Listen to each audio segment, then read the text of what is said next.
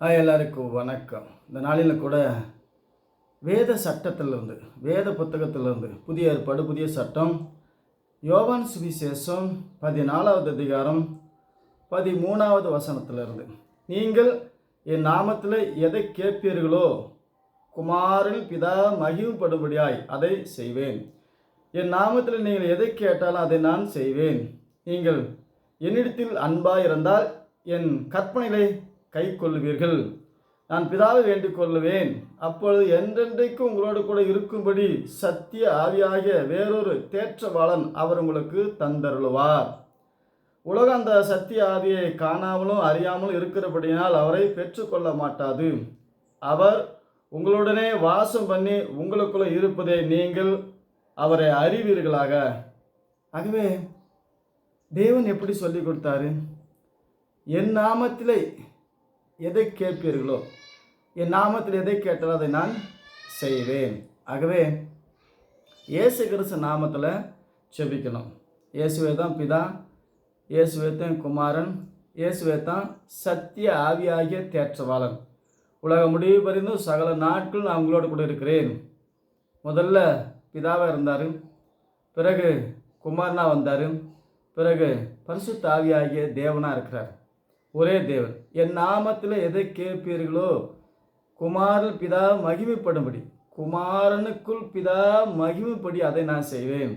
இயேசுக்கிட்ட மட்டும்தான் ஜெபம் பண்ணோம். இயேசு கிறிஸ்துவின் பெயரில் பிதா கிட்ட ஜெபம் பண்ணோம். மாதா கிட்ட ஜெபம் பண்ணக்கூடாது, வேளாங்கண்ணி ஜெபம் பண்ணக்கூடாது, அண்ணமாகிட்ட பொண்ணமாகிட்ட அந்தோனிக்கிட்ட இன்னும் சோசியப்பேங்கிட்ட இந்த மாதிரி இந்த கவுண்டிசிங்கிட்ட இந்த கவுண்டருங்கிட்டலாம் ஜெபம் பண்ணக்கூடாது. இயேசு கிறிஸ்து நாமத்தில் மூலிகை ஞானஸ்தானம் எடுத்து ஒரே தேவனை ஆராதிக்கணும். பிதா கூட்டம் மாதா கூட்டம் ரெண்டு கூட்டமும் தப்பான கூட்டம், பிசாசானவன், வஞ்சிக்கிறவன், ஏமாத்துகிறவன், திருடன்.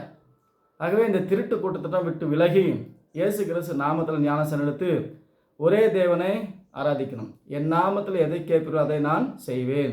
இயேசுதான் வானத்துக்கும் பூமிக்கும் அதிகாரமுள்ள இயேசு கிறிஸ்துவின் பெயர். அவருடைய நாமம் இல்லாமல் வேறு நாமம் கிடையாது. ஆகவே காலையில் எழுந்திரிச்சதும் மரிய வாழ்கன்னு சொல்கிறது இது தேவ தூஷணம், தேவனை அவமானப்படுத்துறது. ஆகவே இது சாத்தானுடைய வேலை. ஆகவே இந்த குற்றத்தை உணர்ந்து இயேசு கிறிஸ்து நாமத்தில் ஞானஸ்தானம் எடுத்து இந்த பூமியில் இயேசு கிறிஸ்துவை தரித்து கொண்டால் மற்றதெல்லாம் தேவன் தருவார்.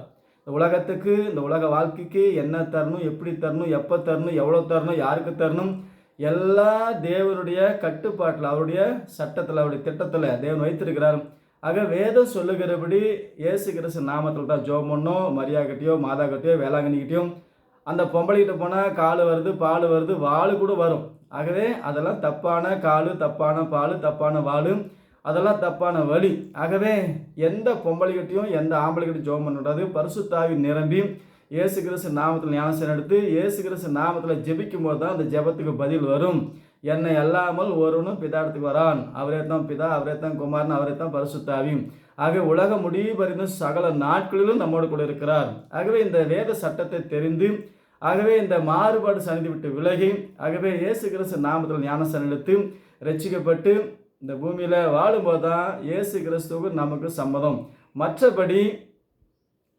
மற்றபடி சம்மதம் இல்லை. ஆகவே தேவனுடைய வார்த்தை அறிந்து கொண்டு, தேவனுடைய சத்தியத்தை புரிந்து கொண்டு, தேவன் சொல்லி கொடுத்த வான பூமி அழிந்தாலும் அழியாத இந்த பிரமாணத்தை அறிஞ்சிக்காங்க, தெரிஞ்சுக்காங்க. கிறிஸ்துவுக்குள்ளே எரிந்து பிரகாசிக்க தேவன் உங்களுக்கு ஆலோசனை தந்து உதவி செய்வார். இயேசு கிறிஸ்து நாமத்தில் ஜெபிக்கணும். வேறு எந்த நாமத்திலும் ஜெபிக்கக்கூடாது.